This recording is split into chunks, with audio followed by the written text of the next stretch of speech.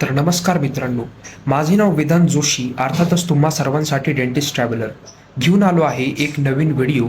ज्या व्हिडिओमध्ये आपण चर्चा करणार आहोत आपल्या भारतातील 12 ज्योतिर्लिंगांपैकी सर्वप्रथम मानलं जाणारं आणि सर्वात पुराणिक असलेलं असं सोमनाथ महादेव ज्योतिर्लिंग, जे आपल्या भारतामधील गुजरात राज्यात सध्या स्थायिक आहे. तर मित्रांनो, आज आपण उभे आहोत अरबी समुद्राच्या किनाऱ्यावर, जिथे श्रद्धा कधीही ढळत नाही. हे आहे सोमनाथ महादेव ज्योतिर्लिंग, 12 ज्योतिर्लिंगांपैकी पहिले ज्योतिर्लिंग. सोमनाथ मंदिर हे गुजरात राज्यातील गीर सोमनाथ जिल्ह्यात वसलेले आहे.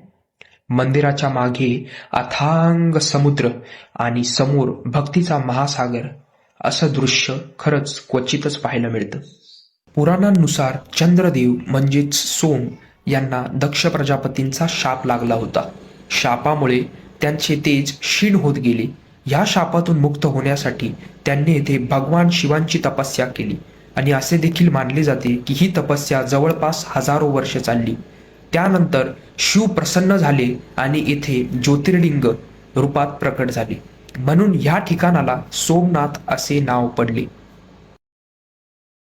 सोमनाथ मंदिराचा इतिहास हा जवळपास हजारो वर्षांचा आहे. इतिहासानुसार हे मंदिर कित्येक वेळा निर्माण आणि नाश यांची साखळी अनुभवलेले आहे. त्यापैकीच सर्वप्रथम मोहम्मद गजनी हा पहिला रेकॉर्डेड आक्रमण इसवी सन 1026 तुर्की शासक मोहम्मद गजनीने 1026 साली थार वाळवंट पार करून सोमनाथांवर हल्ला केला. ह्या आक्रमणात तेथे ठेवलेली श्रीमंत वस्तू, सोन्यातले दागिने, गांडूळ गोपूस इत्यादी लुटले गेले आणि ज्योतिर्लिंगाचा अपमान व तोडफोड करण्यात आल्याची नोंद आहे. त्यानंतर दुसऱ्यांदा अल्लाउद्दीन खिल्जी इसवी सन 1299 खिल्जीच्या सैन्याद्वारे गुजरात विजयात सोमनाथ मंदिर पुन्हा एकदा नष्ट करण्यात आले. तिसऱ्यांदा जाफर खान म्हणजेच दिल्ली सुलतानाच्या धोक्यात इसवी सन 1395 साली या काळातही मंदिर उद्ध्वस्त करण्यात आले आणि मंदिराच्या पुनर्बांधनाची गरज भासली. त्यानंतर चौथ्यांदा औरंगजेब आणि बादचे काळ मध्ये काही ऐतिहासिक नोंदीमध्ये मुघल सम्राट औरंगजेब यांच्या काळातही मंदिरावर हल्ल्याचे संकेत दिसतात.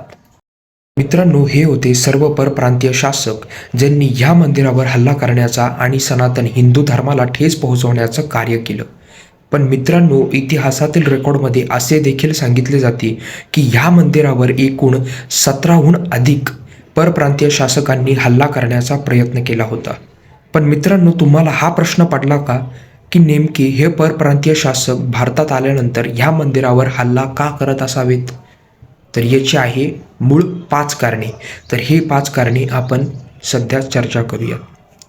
तर मित्रांनो, सर्वप्रथम कारण आहे अपार संपत्ती आणि वैभव असलेलं हे आपलं सोमनाथ मंदिर. सोमनाथ मंदिर हे अत्यंत श्रीमंत मंदिर होतं. सोनं, रत्ने, दान धर्म आणि व्यापारी मार्गांमुळे आक्रमकांना येथे प्रचंड लूट मिळू शकत होती. मित्रांनो, जर तुम्हाला या मंदिराची संपत्ती आणि वैभवाचा अंदाज लावायचा असेल तर तुम्ही ह्या गोष्टीवरून ह्या मंदिराची वैभव आणि संपत्तीचा अंदाज नक्कीच दर्शवू शकतात. तर मंदिरामधील जी घंटा होती, मंदिराची मधील जी घंट्याची दोर होती, ती देखील सोन्याची असलेल्या रेकॉर्डमध्ये सांगितलं जातं. तर ह्यावरून तुम्ही ह्या मंदिराची संपत्ती आणि वैभवाचा नक्कीच अंदाज दर्शवू शकता. कारण क्रमांक 2, समृद्ध समुद्रकिनारी असलेले महत्त्वाचे स्थान म्हणून सोमनाथ महादेव मंदिराला ओळखले जाते. गुजरातच्या समुद्रमार्गावर असलेल्या ह्या मंदिरावर कब्जा म्हणजे व्यापार, सत्ता आणि सामरिक वर्चस्व मिळवणे. कारण क्रमांक 3 म्हणजे धार्मिक व सांस्कृतिक प्रतीक असलेलं सोमनाथ मंदिर हे पहिले ज्योतिर्लिंग. यावर आघात करणे म्हणजे हिंदू श्रद्धा आणि संस्कृती मोडून काढण्याचा प्रयत्न. कारण क्रमांक 4 म्हणजे राजकीय व मानसिक दबाव. मंदिर उद्ध्वस्त करून लोकांची आस्था आणि आत्मविश्वास खचवणे हा आक्रमकांचा नेहमीच हेतू राहिला. कारण क्रमांक 5, भारतावर राज्य करण्याची महत्त्वाकांक्षा. सोमनाथ पाडल्याच संदेश म्हणजे आपण अजय आहोत हा भयाचा प्रचार होय. तर मित्रांनो, सर्वप्रथम वीर हेमेरजी गोहिल हे सोमनाथ मंदिराच्या इतिहासातील पहिले बलिदानी योद्धा मानले जातात.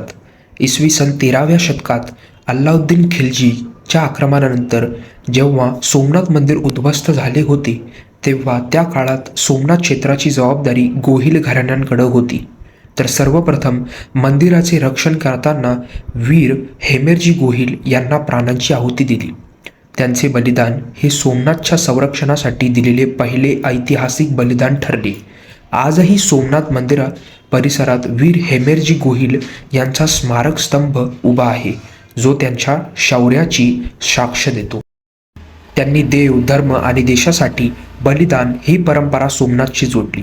तर मित्रांनो, ह्या वीर हेमेरजी गोहिल यांच्या बलिदानातून मी तुम्हाला एवढंच सांगू इच्छितो की सोमनाथ हा फक्त मंदिर नाही, तर बलिदान आणि शौर्याचे प्रतीक आहे. याची सुरुवात वीर हेमेरजी गोहिल यांनी केली. मित्रांनो, त्यानंतर सरदार वल्लभभाई पटेल यांची देखील भूमिका या मंदिराच्या पुनर्निर्माणासाठी आणि पुनर्व्यवस्थेसाठी खरंच खूप अनमोल ठरली. भारताच्या स्वातंत्र्यानंतर सोमनाथ मंदिराच्या पुनर्निर्माणाचा संकल्प सर्वप्रथम सरदार श्री वल्लभभाई पटेल यांनी घेतला. सर्वप्रथम 1947 साली जुनागड संस्थान भारतात विलीन झाल्यानंतर सरदार पटेल यांनी सोमनाथ मंदिराला भेट दिली. त्यांनी जाहीरपणे सांगितले, सोमनाथ मंदिराचे पुनर्निर्माण हे भारताच्या आत्मसन्मानाचं प्रतीक आहे. सरकारी निधी न वापरता जनतेच्या देणगीमधून मंदिर उभारावे असा त्यांचा ठाम निर्णय होता. त्यांनी मंदिर पुनर्निर्माणासाठी सोमनाथ ट्रस्टची देखील स्थापना केली. जर सरदार वल्लभभाई पटेल नसते तर सोमनाथाचे पुनर्निर्माण कदाचित इतक्या लवकर आणि अभिमानाने झाले नसते. यानंतर आपल्या महाराष्ट्र राज्यातील राजमाता अहिल्याबाई होळकर या भारताच्या धार्मिक आणि सांस्कृतिक पुनर्स्थापनेचा महान शिल्पकार होत्या. 18व्या शतकात जेव्हा सोमनाथ मंदिर पूर्णपणे उद्ध्वस्त अवस्थेत होतं, तेव्हा त्यांनी सोमनाथाच्या जवळ नवीन शिवलिंगाची स्थापना केली. त्यांनी थेट मंदिर उभारू शकले नाही, पण पूजा अर्चा आणि श्रद्धेची परंपरा जिवंत ठेवण्यात त्यांचा मोठा अनमोल वाटा होता. त्यांनी काशी, रामेश्वर, द्वारका, सोमनाथ अशा अनेक तीर्थस्थळांचा जीर्णोद्धार केला. अहिल्याबाईचे कार्य म्हणजे मंदिर उभा नसले तरी श्रद्धा अखंड राहिली पाहिजे. त्यांच्या प्रयत्नामुळेच सोमनाथाची ज्योत कधीही विझली नाही. यानंतर अटल बिहारी वाजपेयी यांनी देखील सोमनाथ मंदिराला राष्ट्रीय अस्मितेशी जोडण्याचं कार्य केलं. ते सोमनाथ मंदिराचे ट्रस्टी होते. त्यांनी सोमनाथला फक्त धार्मिक नाही तर सांस्कृतिक आणि ऐतिहासिक प्रतीक म्हणून मांडले. त्यांच्या भाषणांमध्ये सोमनाथाचा उल्लेख भारताच्या पुनर्जन्माचा प्रतीक म्हणून केला जात असे. त्यांनी मंदिराच्या विकासासाठी सुविधा आणि राष्ट्रीय पातळीवरील ओळख मिळवून देण्यासाठी महत्त्वाची भूमिका बजावली. अटलांसाठी सोमनाथ म्हणजे इतिहासाने उद्ध्वस्त केलेली पण भारताने पुन्हा उभी केलेली एक अस्मिता जणू आहे. तर मित्रांनो, सोमनाथ महादेव मंदिराचा इतिहास आणि माहिती ऐकून मला देऊळबंद पिक्चरमधला एक डायलॉग आठवतो. त्यामध्ये स्वामी समर्थ महाराज एक वाक्य म्हणतात. ते म्हटले होते, तुझ्यासारखे लाखो देऊळ बंद करणारे, देऊळ लुटणारे आणि देऊळ फोडणारे कित्येक अल्लाउद्दीन खिल्जी ह्या देशात आले आणि गेले, पण हा सनातन हिंदू धर्म कधी मिटू शकले नाही. तर जय हिंद, जय भारत.